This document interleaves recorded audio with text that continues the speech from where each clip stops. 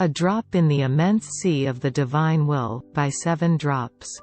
Based on the writings of Luisa Piccarreta, Part 3. Don't expect yourself to be perfect when you first start living in the divine will. It will take some time for the divine will to fill you completely with God's life. This is because you have been using your own human will for some time, and it would be very difficult to stop using your will with the snap of your fingers. Of course, God could do it instantly, but this is not His way. He wants us to grow slowly in this gift so that we are not overwhelmed and so that we appreciate the gift He is giving us out of His love. God knows that every one of us will make mistakes again and again, especially in the beginning. If you do something that you know is not in God's will, like fight with your friend or disobey your parents, don't be discouraged. Tell God you are sorry and go to confession if it is a serious sin. Then just ask God for the gift again. He will be very happy to give it to you again and again and again and again. Just trust Him and keep asking for the gift. Don't waste a moment operating in your own human will. Now that you are living in the divine will, God will start to work on you. That was Jesus' promise to Luisa. Slowly but surely, God will purify you. Since you are living in His holy will, He will take out of you the sins and bad habits that don't belong in you. As He does this, He will start filling you up with His qualities. So out with the bad and in with the good. As an example, instead of you developing a 10-step program to get rid of pride, you need only stay in the divine will and God will do the work. Soon, you will find yourself sinning less and less. God is bringing you to holiness. At the same time the work of purification is being done, God will do other things to prepare you for heaven. He will take worldly attitudes out of you. He will heal you from hurts from the past that still bother you. He will explain the things of heaven to you and take away the lies the world and Satan tell you. Sometimes these lessons can be difficult, but they are worth the trouble because you are getting ready for heaven. Let's face it, no one in heaven believes money and things are important to be happy. You are now living in the divine will. Except for an occasional fall back into your human will, you are living the same life that Adam and Eve lived before they disobeyed God. Even though you may not feel any different, you have taken your first steps into heaven on earth. Jesus once said to Luisa, "Don't worry about being unable to do it, because I myself will teach you a little at a time how to do it." If you really want this gift, there is no way you can fail with Jesus as your teacher. As time goes on and the divine life grows in you, you will experience more and more, maybe even the miraculous. Near the end of her life, Luisa was able to raise her confessor from the dead because she didn't want to start all over with a new confessor.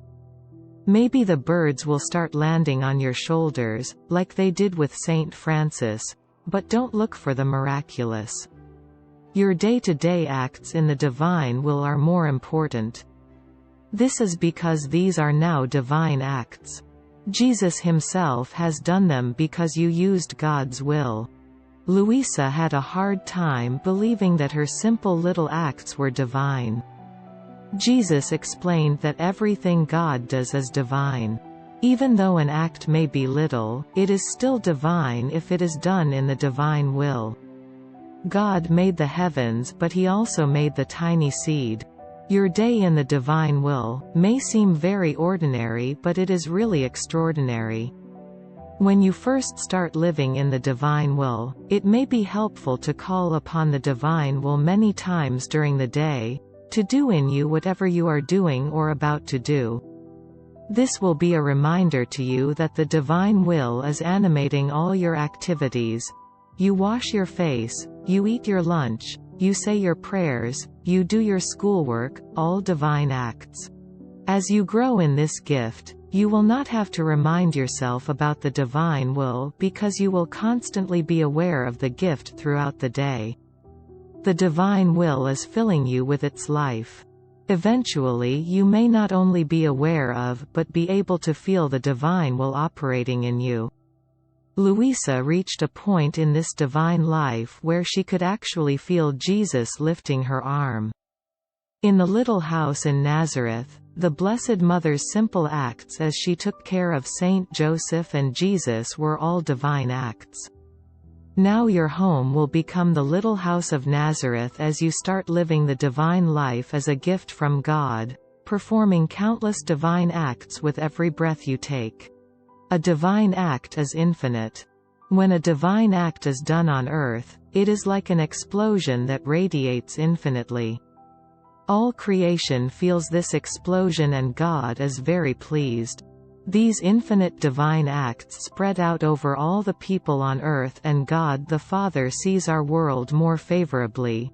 It was Mary's many acts in her life in the divine will that convinced God that the time was right to send his Son as the Messiah. It will be our many acts in the divine will that will prompt God to allow his kingdom to come on earth and fulfill the Our Father. Before the gift of living in the divine will was returned to us through Luisa, the saints could only do good and holy human acts of love for God. These were not infinite and did not radiate over all creation covering the fallen world. So you can see how important it is to stay in the divine will and not waste time and acts in the human will. Just as with the coming of the Messiah, the Father knows exactly how many acts he wants done before he allows his kingdom to come. When you do an act in the divine will, the angels carry that act to the throne of the Father. The Father is infinitely pleased with this act and he sends a wave out over all creation. The blessed in heaven and the angels receive a greater glory, the souls in purgatory receive a wave of relief, and all of creation receives a blessing. Since all acts in the divine will are divine, one act cannot be more divine than another.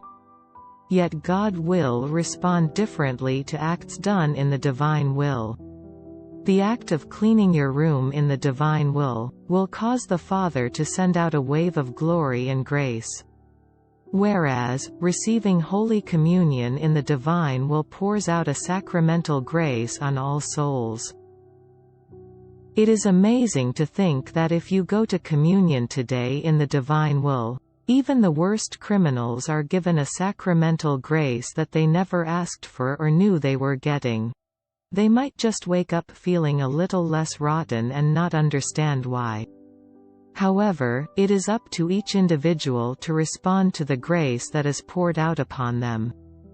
Many will not respond at first because they are caught in their lives of sin, but if they are continually bombarded with the wave of unmerited graces caused by many acts done by those living in the divine will, eventually some will respond. You can see how this wave of grace caused by acts done in the divine will can change the world. The prophets in the Bible have foretold a great era of peace that the world will experience for 1,000 years. The gift of the divine will is God's plan to usher it in.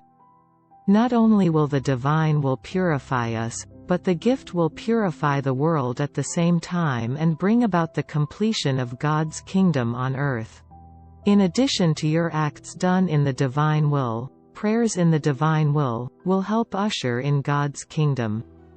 Like all your acts, these prayers become divine as if Jesus himself prayed them. Rounds are prayers in the divine will. The purpose of rounds is to give God the glory which is due to him. In order to understand rounds, you need to know that when God created each person, he created a vast number of acts for that person to do in the divine will. These acts exist in eternity, even if the person chooses not to do them. So every person has a body and a soul but also acts waiting for him to possess.